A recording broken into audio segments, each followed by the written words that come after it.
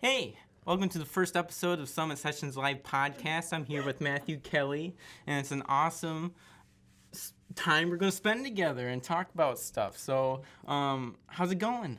It's going great. Thanks for having me.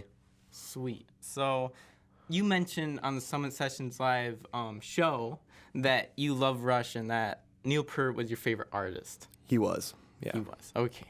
So, do you have any favorite songs that are very dear to your heart? Favorite songs that are near and dear to my heart. There's so many. I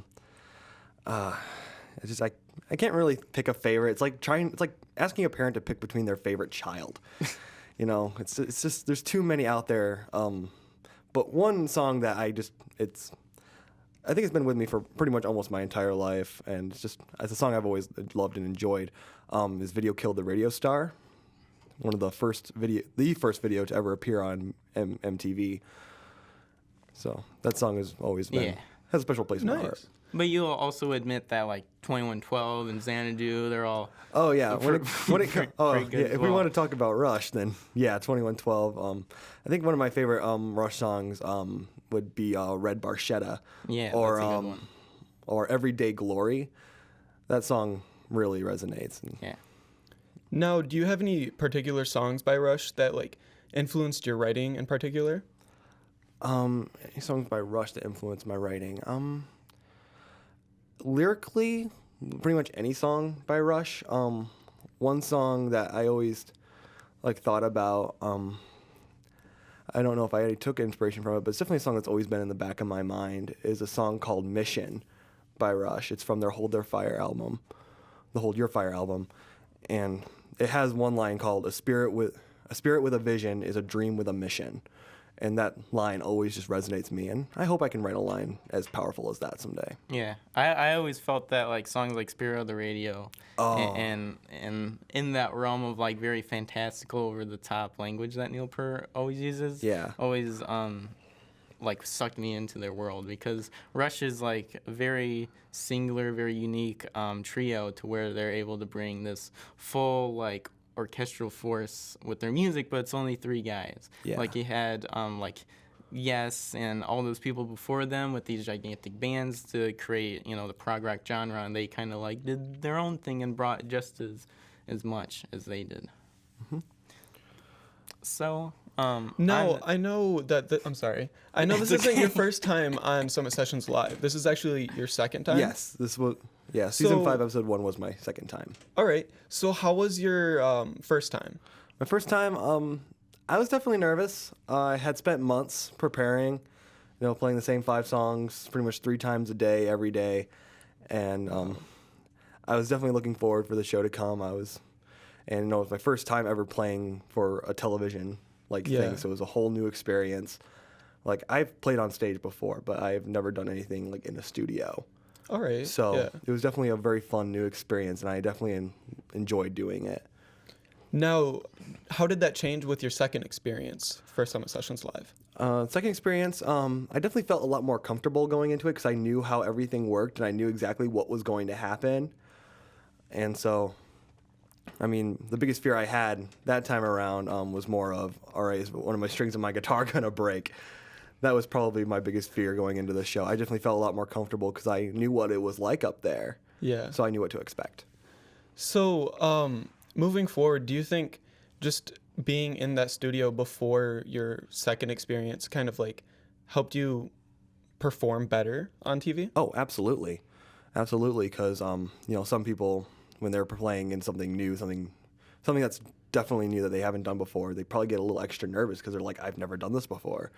But, being up on that small little stage in front of those cameras, it definitely made me feel a lot more comfortable in a TV environment, as well as even other performances, because I performed for a lot of people that I couldn't see because I was in a studio, but knowing that they were still watching me, and it definitely made me a lot more comfortable on normal stages when I can see everyone too. All right. So do you feel after getting this experience with Summit Sessions Live that you'll be pursuing recording and producing music in the future? Absolutely. Definitely. Sweet. Do you have any plans right now? I do have some songs that I've already recorded that I'm releasing. I have 2 songs that I've released already. I have more that I'm going to release as well, probably this weekend. All right. Do you So have an at where we can follow you at? Spotify, maybe? I do not have any songs on Spotify, unfortunately. I right. do have a YouTube channel. All right. You can just find me Matthew Kelley. All right. Matthew Kelley. Yep, yep. And Do you happen to have SoundCloud as well? I do have a SoundCloud, but none of my songs are up there yet. I'm Alright. probably gonna make because I use that SoundCloud for like school related stuff, but I'll probably make a separate one for all my songs that I will probably have up there pretty soon. All right. Yeah. Now, if you guys are interested in listening to Matthew Kelley on his YouTube channel, you can follow him on his YouTube channel at Matthew Kelley. Matthew Kelley. We love that. All right. Now, moving forward, you already have these plans for this, for new songs, maybe an album. Do you have further plans to pursue a musicianship? Maybe more albums, more EPs? Absolutely.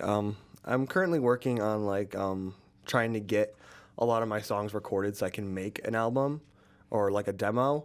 And All after right. college, I'm actually planning on moving to Nashville, Tennessee to pursue music and really just immerse myself in that environment and really just go for it and see what happens.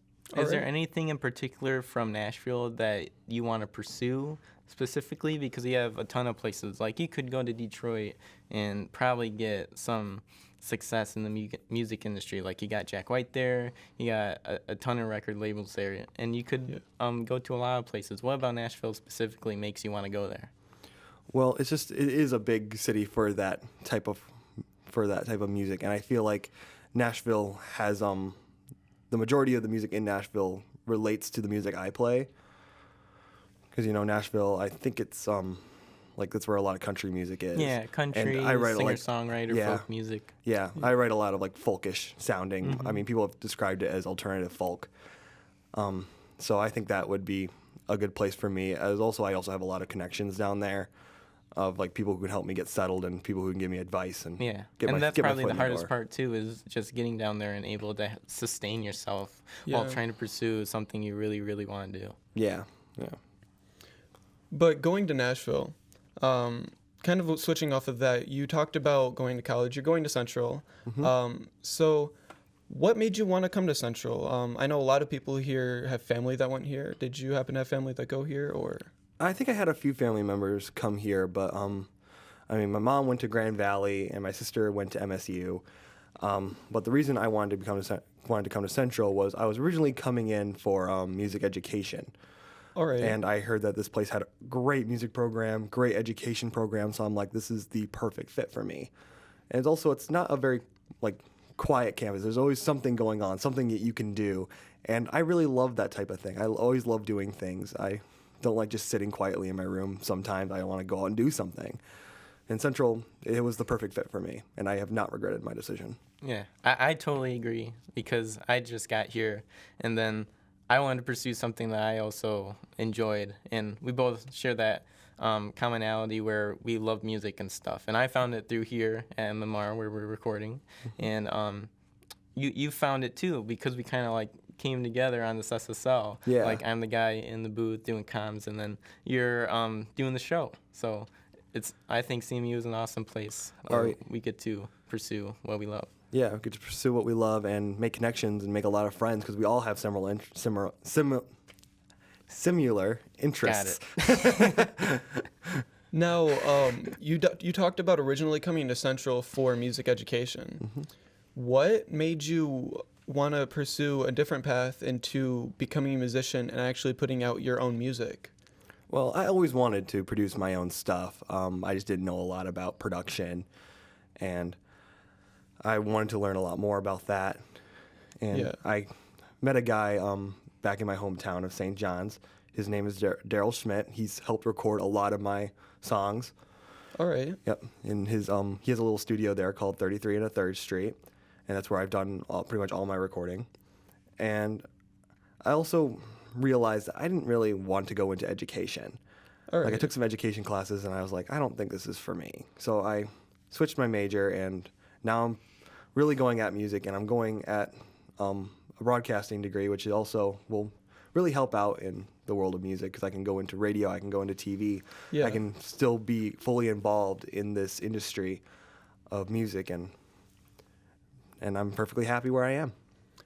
Was producing something you were interested in before? You said that he kind of like brought you into that world. Before I came to Central, I didn't really consider going into production. I mean, I was just a person who pretty much wrote and played music for fun at that time, and I was like, I want to produce my songs, but I didn't really know much how. But when I came here in a couple years, I studied it a little bit, and now I know what to do. I know how to do it, and it's definitely something I've loved, and definitely something I want to pursue further. Awesome. Yeah. So I'm really happy that Summit Sessions Live is giving you this experience. And do you plan on coming on Summit Sessions Live again? If they want to have me for a third time, I'd definitely do it. Well, I'm sure they'd be happy to have you for a third time. Yep. If they need me, they have my contact information. I'd be happy to come on again. All right. Do you have a favorite kind of song? Today is Valentine's Day, so a lot of people get filled with these love songs that are either cheesy or superficial, but some people like to enjoy Valentine's differently. So do you have a favorite type of song? I know you like Rush a lot, and they sung a lot of love songs too. Yeah. So A favorite kind of song. I mean, I like songs that have a lot of like power behind them, if you get what I mean. Like they have they have a message that they really want to say, and they just go for it. And they just leave nothing on the table. It's just those moments that just take your breath away, like maybe coming out of the bridge into that last chorus, and they just really just hit it hard, and it just takes your breath away. I love songs like that they really put their emotions into, and they really put power behind it. Like so these big anthems and power songs and stuff. Yeah. So does that apply to all genres? Like a lot of metal songs keep to that formula. They are just a lot harsher to the ears sometimes. Do you still enjoy it? Well, there's a lot of metal. Like I do have a lot of respect for metal. It does have a lot of like techniques that you're required to do to be able to sing like with that rough voice. And if you don't sing it with the right technique, you could really do some damage to yourself. But so I do have a lot of respect for what they do. I wouldn't say it's my favorite genre, and I don't really listen to it very much. But I do listen to like a lot of like power rock, where it's like almost metal. Mm-hmm. Bands like Powerwolf, they're very kind of like metalish, but they don't have that like screamo voice. Do you appreciate the drums in metal? Oh yes. Yeah. I'm a drummer by trade. Mm-hmm. I pretty much I started learning how to play drums in like 6th grade, and I started drum set in like 8th grade. And I definitely have a good appreciation for metal drummers. Yeah. They have a lot of stamina and being able to hit those double bass pedals all the time, and it's very impressive. Well, just how they've progressed and like with their music theory and stuff in metal. It's gotten to a point to where it's very they've become theatrical almost, because you have like bands like Dream Theater and Tool that have incredible drummers in them, and they're able to, and they really guide these very lengthy and complicated and very dynamic songs. And I felt through your experience and why you love Neil Peart, you would also love them as well. Oh, absolutely. Because metal, they do have that progression, they do have that theatrical stuff, and it takes a lot of endurance. They got like their muscles are going to be tired doing that for hours on end, and the fact that they built that endurance to be able to do that for like hour-long, like 2-hour shows for almost every and night. all of their music is probably gonna sound like that. Oh yeah, it's definitely a roller coaster of athletics there. Yep, it's definitely a lot of like they do a lot of like muscle training and such, and like just sitting behind the drum set for hours on end, just hitting double bass pedals over and over again. It really builds that endurance. And now, do you have a certain drummer that you look up to? Because you started playing drums when you were 6. So was there a certain drummer that you looked up to when you were in school trying to learn drums? Well, I always look to Neil Peart for pretty much everything. Right. I also Joe Bonham from Led Zeppelin. Led Zeppelin, yeah. And of course, there's this guy, the guy who taught me how to play drum set in 8th grade. His name was like Zach Monroe. He taught me a lot of drum sets, so I definitely looked up to him, and he was an amazing drummer. Do you know if he had any favorites? I know he was the one who gave me I have a Tool album at home, and he gave that to me. He burned me a copy. So Let me guess. I'm gonna guess Anima. I don't know. I just remember when he gave me the CD, all it said was Tool across it. It might have been 10,000 Days then. It might have been. I love Tool, so I'm gonna be extremely biased with my Tool appreciation. So I'm the same way about Rush. yeah, I bet. Like I have favorite Rush albums too, whether that be Moving Pictures or 2112 or Oh, yeah. yeah. There's a lot of them. So I'm definitely in the same boat as you. And you said something about learning a ton of instruments over your lifetime, and you played guitar on the show. So you started with drums, and then you moved. Did you move directly to the guitar after that? Kinda.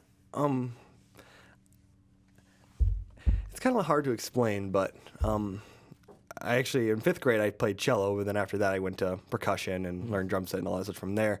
And then the guitar, I don't quite remember exactly how I got into it. I just remember that I wanted to expand my horizons, learn some more instruments, and guitar was the next one on the list. And my parents got me a guitar, and I got lessons from a really good friend of mine named John Kelley. No relation, but yeah, and he's taught me pretty much everything I know about guitar. And also one of my best friends, Damien, he's an amazing guitarist. He gave me a few pointers too. And so I just pretty much picked up guitar after that, and then I just found other instruments I liked, and I bought them or got them for like Christmas presents and such, and then I pretty much self-taught myself those. Was there anything surprising when you were learning guitar? Surprising when I was learning guitar. Yeah, whether it be something specific was difficult to you, or you just naturally got into it and started progressing. What surprised you in that aspect? I thought guitar, you'd strum and hit the chords and it'd be fine. I thought the finger picking would be like the easy thing, 'cause just hitting individual notes. No, the strumming's the easy part. Once you get a hold of that, and also like the D chord, you're not supposed to hit the bottom E with that chord, and I did not think you were able to hit all the strings for everything. So getting a hold of that and developing the habit where I didn't hit that string, were all difficult things, but I got them eventually. So technique was really the thing keeping you from technique. Yeah. So, and you said, is there anything else that you play? Because you said you played a multitude. Yeah, I also self-taught myself bass guitar, which I played in my high school jazz band. Cool. For a while, that and drum set. And when I came here to Central, I learned some keyboard and some piano stuff. So now I can like play piano chords and such. And also got myself a ukulele for Christmas one year, and I self-taught some chords for that and some songs. And just every time I saw like a cool, unique instrument, I just wanted to add it to my repertoire. Like I have what is called a cigar box guitar. It only has 3 strings. Some of them have 4, but mine's 3. And I think it's used for a lot of like blues stuff. All right. Are you a fan of the blues? Are you a big blues guy? I'm a fan of all genres, I'd like to say. I mean, there's a lot I like a lot more than others, but I have respect for all genres. Do you have anybody in particular? Anybody in particular I like really respect as an artist or something? No, from the blues. Oh, from the blues? Yeah. The only one I can think of is the Blues Brothers. Well, in my personal opinion, that's a good answer. Yeah. So Yeah. I'm a fan of them too. I love the Blues Brothers. Yeah. Now, so if you're interested in following Matthew Kelley on his YouTube, he's at Matthew Kelley. This is the first episode of the SSL podcast. Join us in 2 weeks for the next one. Do you have anything else to add? No, it's been a wonderful time spending with Matthew Kelley. We had an awesome conversation. I hope you had a good time too, audience, and we'll see you next time. Yep. Thank you guys for having me.